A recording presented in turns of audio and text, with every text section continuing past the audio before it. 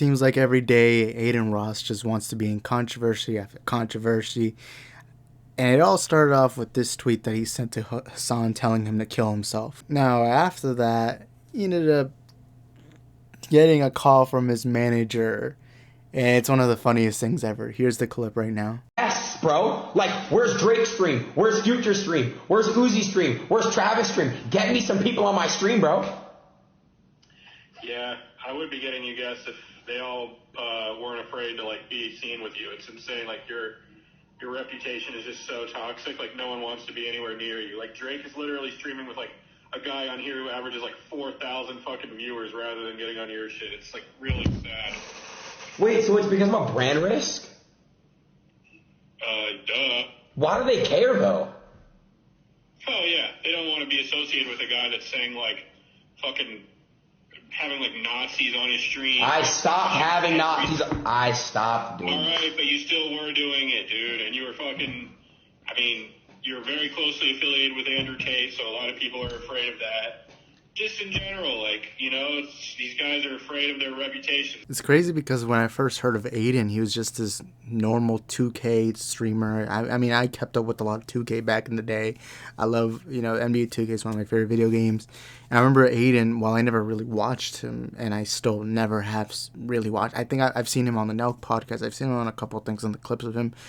He just came off as this normal, average teenager, who's into a lot of pop culture stuff. And then all of a sudden, he went on this weird downhill spiral, and it just felt like he was trying to be controversial. Now, there were some good things. Like, I remember, while I'm not an Andrew Tate fan, one thing I always found wholesome was some of the clips between them both, where you could see that what's his name? Adin was trying to be a better man. He was trying to get into physical shape. And as somebody who just lost 31 pounds, to me, anytime I hear anyone losing weight, anyone trying to lose weight, it's always like it hits me close because I know what it's like to be on that journey. And it's not just about losing weight. It's about self-discovery. It's about figuring yourself out, challenging yourself. And I think when I saw that, it was nice. But then Adin was getting Nick Fuentes. I feel like that was the point where I feel like it all ended for him. The Nick Fuentes connection. And look, I don't freaking care what anyone says. If you support Nick Fuentes, I do not want to talk to you. I don't care if you're an Andrew Tate fan. I don't care if you're a fan of Adin himself. I don't care if you're a fan of a lot of other YouTubers, even if I disagree with them. But Nick Fuentes, fundamentally, I don't care. If you're a Nick Fuentes fan, you need to get, you're just not someone I want to talk to. And that's why actually when I started not liking Kanye, it wasn't because of his rants or anything. It was because I saw that he was friends with Nick Fuentes, and then immediately after started saying things like he loves Hitler. And I don't care. Nick Fuentes has degraded black people. He's degraded Hispanic people. He degraded Jewish people all the time. It's like, as a Hispanic person, I don't know how I can stand hearing someone say that Hispanics are genetically born to be low IQ and that we're dumber. And then he also has an issue with mixed race couples, all that. Like, Nick Fuentes is not a good person. If I ever got big on the YouTube space and I saw another creator of mine talk to Nick Fuentes, I'm probably not going to feel comfortable around you. And it's actually, even if you, like, let's say one of my followers right now told me that they watch Nick Fuentes, bro, I'm going to be honest. You're going to suss me out. I'm not going to want to talk to you. Because to me, it just, if you're willing to listen to this guy who actually talks shit about Jewish people, Hispanic people, black people, and degrades us like we're lesser, I don't know if I really want to be around you. And with Adin, I've seen his videos of him talking to Nick, and it's like, and Adin's Jewish, by the way, and he just kind of gives Nick a pass, and it just always feels like he's just trying to be ignorant, and I think it's this generation's, or not this generation's, but this has always been going on. It feels like Adin and Speed and a couple others, it almost feels like ignorance gets views. And I think it's a lot because, younger people, the most successful people on YouTube or really any social media tend to be the ones that gather a younger audience. And I'm not saying like 8-year-olds, 9-year-olds. I'm saying like between the ages of 13 and 16, 17, around that age, like that teen era, like there's a lot of money to be made there. And you see that, like Andrew Tate got very popular, and I feel like most of his audience tends to be teenagers.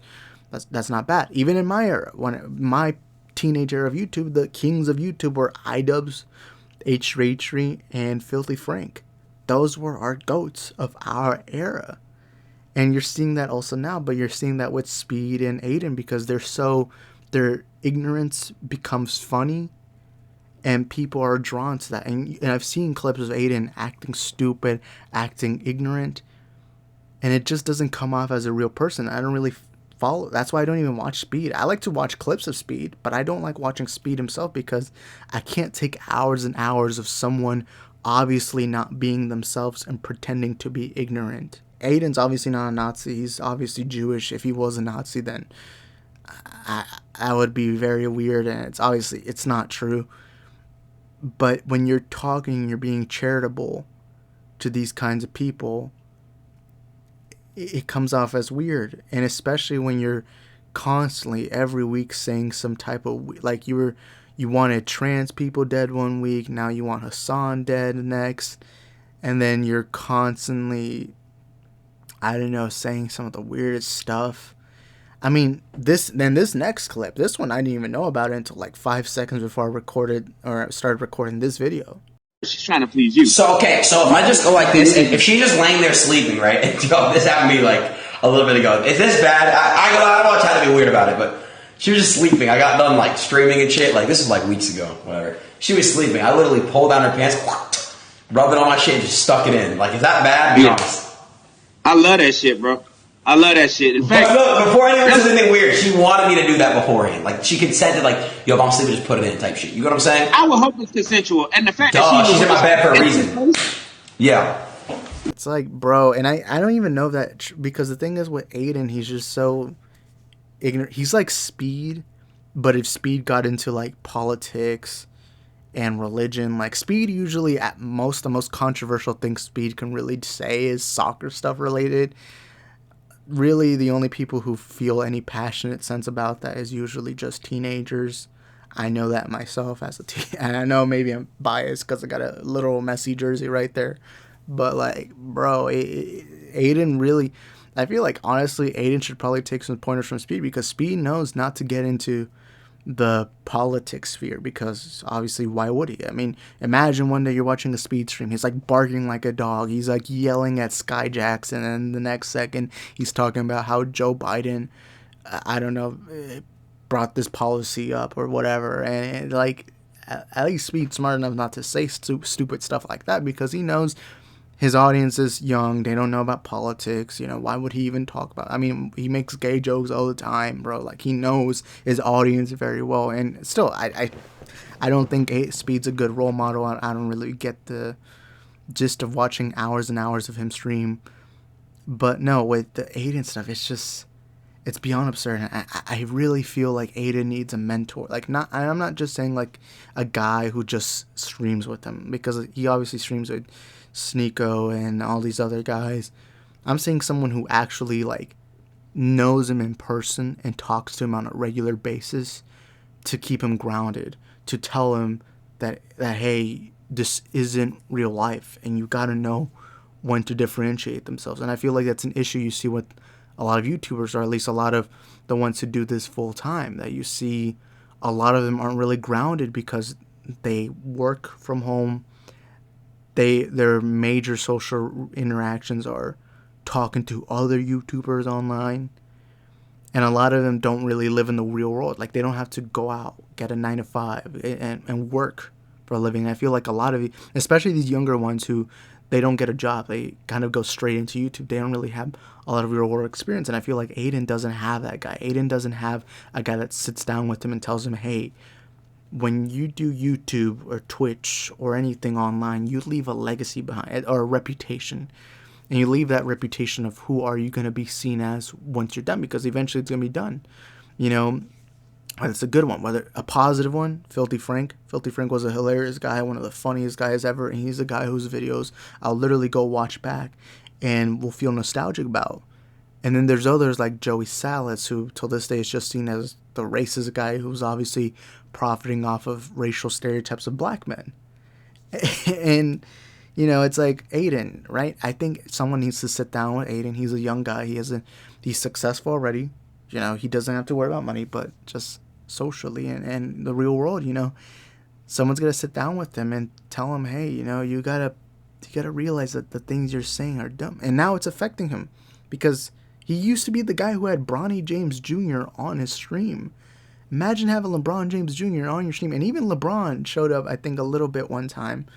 It's like you used to be that guy. You used to have rappers on your streams, and now people don't want to be associated with you, and rightfully so, because why would, especially when you're someone who doesn't do streams and you do stuff that isn't really talking wise, you're just more doing music or stuff like that, or acting or whatever.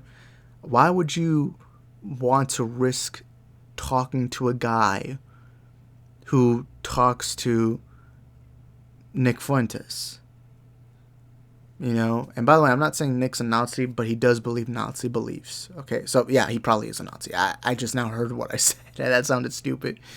But, and I don't really like using that. I know that word is so overused now by a lot of liberals, but it's like, you know, hey, with Nick, it's really a different ball game, right? It's like, it's no surprise that Kanye said things he said on the Alex Jones show after he met Nick Fuentes. It's like, there's no coincidence there. But no, I genuinely think someone needs to just, I feel like he has too many yes men. And when you have yes men, you're never going to grow. You're never going to improve. And I think it's, you know, especially because your audience is eventually going to grow up. That is the case. That's something that some YouTubers also, yeah, teenagers are profitable, but eventually they're going to grow up. And the question is, are they still going to be watching you? I mean, I went through something similar with H3H3. I grew up watching H3H3. Or not grew up, but yeah, I did. I was a teenager. He was in his prime. I loved watching his videos. I had notifications on for him. I only had notifications for very few YouTubers. H3H3 was one of them. And then the podcast, you know, just brought it all downhill. And now that I'm older, I can't stand watching him. But yeah, it is what it is. Anyways, those are my quick thoughts. Thank you guys for watching this video. Hope you all enjoyed it. I'll see you all in the next one. Ciao. Yeah, we broke and we know it, we don't act like all these other rappers acting like they got racks. Borrow cars, but we whipping in my mom's truck. 99 full, but act like it's a double R. Yeah, we broke and we know it, we don't act like all these other rappers acting like they got racks. Borrow cars, but we whipping in my mom's truck. 99 full, but act like it's a